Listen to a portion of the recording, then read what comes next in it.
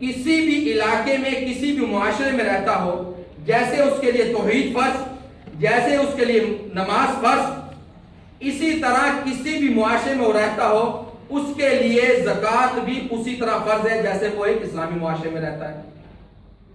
زکوٰۃ کیا ہے، کس کو دینی چاہیے، کچھ دوستوں بھائیوں کو معلوم ہے، کچھ لوگوں کو معلوم نہیں ہے کہ زکوٰۃ کب ہے، کب واجب ہوتی ہے اور کن کن لوگوں کو دینی چاہیے زکوٰۃ۔ زکوٰۃ محمد صلی اللہ علیہ وسلم نے ہمیں بتایا، جب کسی شخص کے پاس 85 گرام سونا یا اس کے برابر پیسہ جمع ہو جائے اور وہ اس کی بچت کا ہو اور اس کے اوپر 1 سال قمری، شمسی نہیں قمری، جب اس پہ 1 سال قمری گزر جائے تو اس میں سے 2.5% وہ ہر سال زکوٰۃ ادا کرے گا۔ اب زکوٰۃ دینی کس کو چاہیے؟ اللہ سبحانہ و تعالیٰ نے ہمیں یہ بتایا سورہ توبہ آیت نمبر 60، سورہ توبہ سورت نمبر 9 آیت نمبر 60 میں اللہ سبحانہ و تعالیٰ ہمیں زکوٰۃ کی خبر دیتے ہیں، انما الصدقات للفقراء والمساکین والعاملین علیہا والمؤلفات قلوبهم وفی الرقاب والغارمین وفی سبیل اللہ وابن السبیل۔ یہ 8 قسم کی شخصیات ہیں جن کو کوئی بھی شخص اپنی زکوٰۃ دے سکتا ہے۔ یہ 8 چیزیں ہیں جس کے اوپر آپ اپنی زکوٰۃ دے سکتے ہیں۔ فقراء اور مسکین، فقیر اور مسکین تقریباً ایک ہی کیٹیگری میں آتے ہیں، لیکن محمد صلی اللہ علیہ وسلم کی ایک حدیث ہے بخاری شریف میں، آپ صلی اللہ علیہ وسلم نے ہمیں بتایا مسکین وہ نہیں ہے جو گھر گھر جا کر 1 نوالا یا 2 نوالا مانگے اپنا پیٹ بھرنے کے لیے، لیکن مسکین وہ ہے جس کے پاس اتنا نہ ہو کہ وہ اپنے بال بچوں کا پیٹ بھر سکے اور لوگ یہ سمجھتے ہوں کہ یہ شخص امیر ہے، اس کی وضع قطع سے اس کی غربت سامنے نہ آئے مگر اس کے حالات تنگ ہو، اس کو محمد صلی اللہ علیہ وسلم نے مسکین کہا۔ والعاملین علیہا، اور زکوٰۃ کی رقم سے ان لوگوں کو بھی تنخواہ دی جائے گی جن کو اسلامی حکومت اس کام کے لیے مختص کرے گی۔ والمؤلفات قلوبهم، اور ان لوگوں کو مثال کے طور پہ کوئی ملک یا کوئی قبیلہ آپ کے اسلامی ملک یا اسلامی اسٹیٹ کا دشمن ہے یا آپ کو اس سے خطرہ ہے تو اس کو آپ تحفے میں زکوٰۃ بھی دے سکتے ہیں تاکہ اس کا دل آپ کی طرف نرم پڑ جائے۔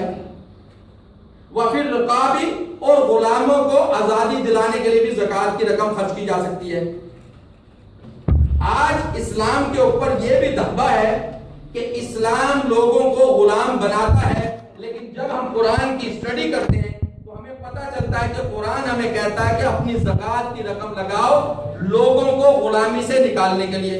والغارمین، غارمین کا مطلب یہ ہے کہ جب کوئی مقروض ہو اور اس کے پاس اتنی استطاعت نہ ہو کہ وہ اپنا قرضہ اتار سکے تو اسلامک اسٹیٹ یا اسلامی لوگ جن کے پاس زکوٰۃ کی رقم ہے اور ان کو پتا ہے کہ یہ شخص صالح ہے اور اس کے اوپر قرضہ چڑھا ہوا اور اس کے پاس اتنی رقم نہیں کہ اپنا قرضہ اتار سکے، تو وہ اپنی اس زکوٰۃ کی رقم سے اس شخص کا قرضہ بھی اتار سکتے ہیں۔ وفی سبیل اللہ، وفی سبیل اللہ کا مطلب ہے کہ اللہ کے راستے میں۔ بہت سے علماء کا اس پہ فتویٰ ہے کہ اللہ کے راستے میں جہادی تنظیمیں، جہاد یہ نہیں کہ قتال والی جہاد، میں بھی یہاں کھڑا ہو کر جہاد کر رہا ہوں، اس کے لیے اس کا کوئی غلط مطلب نہ لے کہ جہاد شاید میں قتال کا ذکر کر رہا ہوں۔ جہاد مطلب ہے کہ اللہ کے راستے میں اچھی باتوں کا حکم دینا، اچھی باتوں کے لیے کوشش کرنا۔ مثال کے طور پہ اس بات کو واضح کرنے کے لیے سورہ فرقان سورت نمبر 25 آیت نمبر 52 فَلَا تُطِعِ الْكَافِرِينَ وَجَاهِدْهُمْ بِهِ جِهَادًا كَبِيرًا، اور کافروں کی اتباع نہ کرو، کافروں کے پیچھے نہ چلو۔ وَجَاهِدْهُمْ بِهِ جِهَادًا كَبِيرًا، اور ان کے ساتھ اس قرآن کے ذریعے سے بڑا جہاد کرو۔ سب سے بڑا جہاد کیا ہے؟ اس قرآن کے ذریعے لوگوں کو نصیحت دینا۔ مسجدوں کے بنانے کے لیے جہاں پہ خالص اللہ کی توحید کے مطابق عمل کیا جائے، ان مسجدوں کے لیے بھی آپ زکوٰۃ की रकम दे सकते हैं।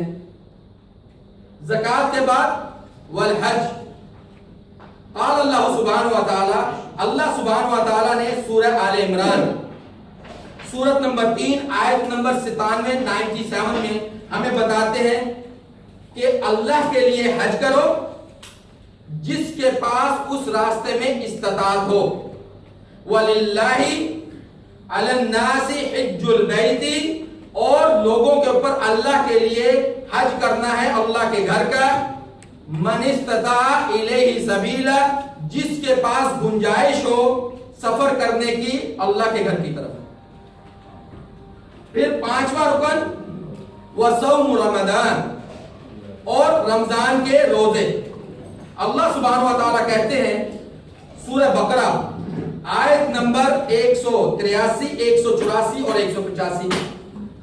अल्लाह सुब्हानहु व तआला कहते हैं आयत नंबर 183 183 में, कुतिबा अलैकुमुस सियाम कमा कुतिबा अलल लज़ीना मिन क़ब्लिकुम लअल्लकुम तत्तक़ून, तुम पर रोजे फर्ज किए गए जैसा कि तुमसे पहली वाली उम्मतों के ऊपर फर्ज किए गए। इसका मकसद लअल्लकुम तत्तक़ून, कि तुम में तक़वा पैदा हो। तक़वा पैदा करने के अल्लाह सुब्हानहु व तआला कहते हैं कि रोजे रखो। फिर आयत नंबर 85 में अल्लाह सुब्हानहु व तआला इस महीने की बरकत और इस महीने की अहमियत को वाज़ा करते हैं। अल्लाह सुब्हानहु व तआला कहते हैं सूरह बकरा आयत नंबर 185, शहर रमजान अल्लज़ी उन्ज़िला फ़ीहिल क़ुरआन हुदल लिन्नास, ये वो महीना है रमजान का जिसमें अल्लाह ने कुरान को उतारा, हुदल लिन्नास, जो हिदायत है लोगों के लिए, व बय्यिनात मिनल हुदा, और वाज़ा दलीलें हैं सीधे रास्ते के लिए, वल फुरकान, फुरकान यानी अच्छाई और बुराई को अलग-अलग करने वाला, फमन शाहिदा मिनकुमुश शहर फलयसुम, और जो तुम में से इस महीने को पाए उसके लिए जरूरी है कि वो इस महीने के रोजे रखे। अब कोई शख्स वो इस्लामी मुआशरे में हो या गैर इस्लामी मुआशरे में हो, वो इस्लामिक स्टेट में हो या कुफार की स्टेट में हो, अल्लाह सुब्हानहु व तआला कहते हैं फमन शाहिदा मिनकुमुश शहर फलयसुम, जो इस महीने को पाए वो जरूर रोजे रखे। इसलिए कोई शख्स ये दलील ना दे कि हम ऐसे मुल्क में रहते हैं जहाँ नजर की हिफाजत है, ना कपड़े सही हैं, ना हम नमाज पढ़ सकते हैं, तो रोजे भी हम इंशाअल्लाह जब अपने वतन जाएंगे, मुस्लिम स्टेट में जाएंगे तो रोजे रखेंगे। यहाँ पे कौन सा रोजा है? अल्लाह सुब्हानहु व तआला कहते हैं फल यसुम, लाम आ गया तो जरूर जरूर वो रोजे रखे। और ये रोजा और कुरान आखिरत के दिन उस शख्स की शिफात करेंगे जिन्होंने अपने रोजे और कुरान की हिफाजत की होगी। क़ाला रसूलुल्लाह सल्लल्लाहु अलैहि वसल्लम, अस्सौम वल कुरान यशफ़अन लिल अब्द यौमल क़ियामह, रोजा और कुरान शफाअत करेगा बंदे के लिए यौमल क़ियामह, क़यामत के दिन। व यक़ूलु सियामु ऐ रब्बी मनातहु तआमा व शहवता, तो रोजा कहेगा ए मेरे रब, मैंने इसको मना रखा खाने से और ख्वाहिशात से, फशफ़िअनी फी, तो मेरी शफाअत इसके लिए कबूल कर। व यक़ूलुल कुरान मनातहु नौम बिल्लैल फशफ़िअनी फी, और कुरान कहेगा अल्लाह मैंने इसको रात को सोने से मना रखा तो मेरी शफाअत इसके लिए कबूल कर। क़ाला फ़युशफ़्फ़अन, तो अल्लाह सुब्हानहु व तआला कहेंगे इन दोनों की शिफाअत कबूल हुई। तो जिस शख्स ने रमजान पाया और उसके रोजे ना रखे और रात को कुरान की तिलावत ना की, तो क्या ख्याल है क्या उनकी शिफाअत ये रोजे और ये कुरान करेगा? उस शख्स की कोई शिफाअत ना रोजे की तरफ से होगी ना कुरान की तरफ से होगी जिसने रोजे भी ना रखे और जिसने इस कुरान को ना पढ़ा। ये 5 बुनियादें हैं। इसके बाद गैर इस्लामी मुआशरे में जब कोई शख्स रहता है तो उसकी चाल, उसकी ढाल, उसका खाना, उसका पीना, उसका लिबास इस चीज पर सादिक होता है, गवाही देता है कि ये शख्स एक अच्छा मुसलमान है या ये शख्स एक अच्छा मुसलमान नहीं है। अल्लाह सुब्हानहु व तआला लिबास के लिए वह शख्स गैर इस्लामी मुआशरे में हो या इस्लामी मुआशरे में हो, اللہ سبحانہ و تعالیٰ کہتے ہیں سورہ اعراف سورت نمبر 7 آیت نمبر 26 آیت نمبر 26 میں اللہ سبحانہ و تعالیٰ کہتے ہیں یا بنی آدم قد انزلنا علیکم لباسا یواری سوآتکم وریشا ولباس التقوی ذالک خیر. اے آدم کی اولاد، ہم نے تم پر لباس اتارا. آدم علیہ السلام نے نیچے اتر کے لباس تیار نہیں کیا تھا. علیکم لباس، انزلنا علیکم لباس، ہم نے تمہارے اوپر لباس اتارا. یوری سوآتکم، کہ وہ تمہاری شرمگاہوں کو ڈھانپتا ہے. وریشا، اور تمہیں خوبصورتی دیتا ہے. ولباس التقوی ذالک خیر، اور تقوی کا جو لباس ہے یہ بہتر لباس ہے. لیکن پورے قرآن میں ہمیں کہیں بھی اس سے زیادہ تفاصیل نہیں ملتی کہ عورت کا لباس کیا ہونا چاہیے اور مرد کا لباس کیا ہونا چاہیے جس کو تقوی کا لباس کہا جا سکے. تو اللہ سبحانہ و تعالیٰ نے اس کی ذمہ داری کسی امام کی نہیں لگائی، کسی شیخ کی نہیں لگائی، کسی مولوی کی نہیں لگائی، کسی کے باپ یا کسی کی ماں کی نہیں لگائی. اس چیز کی ذمہ داری کے آیات کی تفسیر کرے وہ ہے محمد رسول اللہ صلی اللہ علیہ وسلم. اللہ سبحانہ و تعالیٰ کہتے ہیں سورہ نحل سورت نمبر 16 آیت نمبر 44 آیت نمبر قرآن تقویٰ 44 وَأَنزَلْنَا إِلَيْكَ الذِّكْرَ لِتُبَيِّنَ لِلنَّاسِ مَا نُزِّلَ إِلَيْهِمْ. اے محمد رسول اللہ صلی اللہ علیہ وسلم، ہم نے تمہاری طرف یہ ذکر یعنی قرآن کو اتارا کہ تم لوگوں کو بیان کرو کہ ان کی طرف کیا اترا ہے. اب اس لباس کی تفسیر، وہ کون سا لباس ہے جو تقوی کا لباس ہے، یہ محمد صلی اللہ صلی اللہ علیہ وسلم ہمیں بتائیں گے. محمد صلی اللہ صلی اللہ علیہ وسلم نے ہمیں بتایا کہ مرد کا لباس نارمل ناف سے لے کر گھٹنے سے نیچے تک یہ ہر وقت ڈھکا ہونا چاہیے. لیکن پھر محمد صلی اللہ علیہ وسلم نے بتایا کہ جو شخص نماز کے لیے کھڑا ہو اور اس کے کندھے ڈھانپے ہوئے نہ ہو تو اس کی نماز نہیں. یعنی جب نماز کے لیے کوئی مرد آئے گا تو اس کے کندھے ڈھانپے ہوں اور گھٹنوں سے نیچے تک اس کے پاس شلوار ہو، پینٹ ہو، پنوکیتی ہو، لیکن گھٹنے سے نیچے تک ہو اور کندھے ڈھانپے ہو. یہ مرد کا لباس ہے.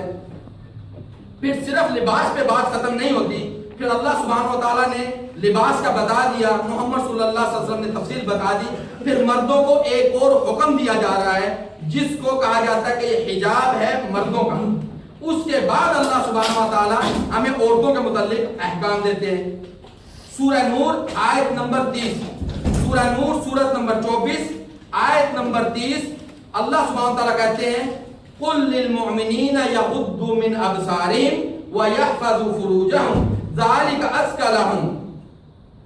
اے محمد صلی اللہ علیہ وسلم، مومنین سے کہیے کہ اپنی نگاہوں کو نیچا رکھیں اور اپنی شرمگاہوں کی حفاظت کریں.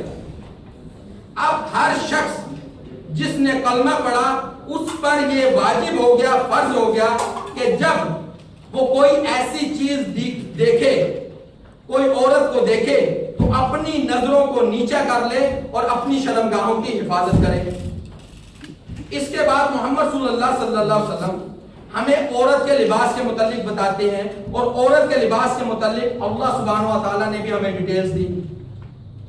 اللہ سبحانہ و تعالیٰ عورتوں کے حجاب کے متعلق بیان کرتے ہیں سورہ نور آیت نمبر 31 میں.